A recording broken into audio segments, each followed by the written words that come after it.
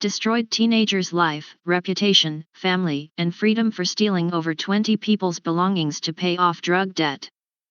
Jail time. So, this is my friend's story, not my own, and all this information was told to me by him.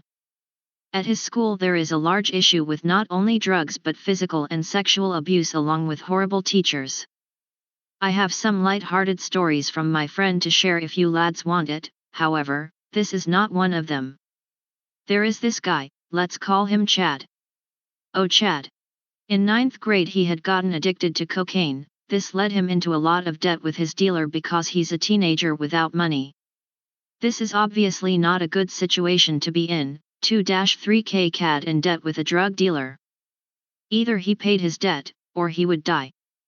So, he took it upon himself to get into more shit by paying off his debt by stealing other students' items, phones, makeup, apparently house keys, wallets, etc., and selling them on eBay, Kijiji, etc. And upon getting caught would say, well then how about you effing do something about it? While teachers just sent him to the office, called his parents and went on with their day, the students, including my friend, being immature, self-righteous, dipshit spoons decided to effing do something about it.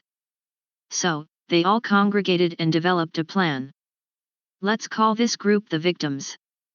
They thought they should not only beat the kid when he was caught, but start letting more dangerous people know about him. So, they started letting out small bits of information like Chad hitting his girlfriend, true. Or, Chad reselling what he bought for a higher price to his friends, not sure if that's true, or what really got Chad into trouble. Spitting on homeless people. True and disgusting, so, the group of 20 or so people Chad stole from started following him around. Catching bits of things to record and show around. Eventually, this got to the gang that likes to hang around the south side of my town. Let's call this gang Bad Cops.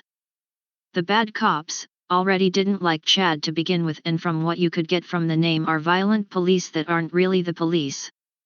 Basically they just kick the shit out of people that do bad shit.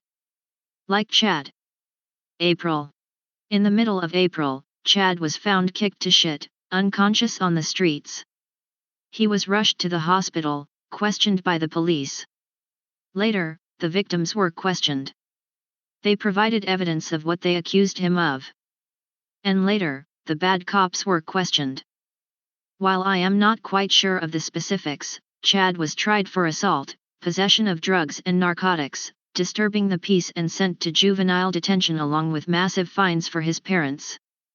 The known members of the Bad Cops were sent to jail and juvie for assault and attempted murder, as there were stab wounds in Chad, and the victims were fined for things ranging from filming without permission to conspiracy to commit a crime. My friend was fined for filming Chad without his consent. TLDR, cocaine-addicted teen gets in debt. Tries to pay it off with stolen goods but is caught and sent to juvie. This was a sad story, and from what I hear Chad is not doing so well and his family is having a hard time paying off these fines as Chad is only 15 and can't pay for anything.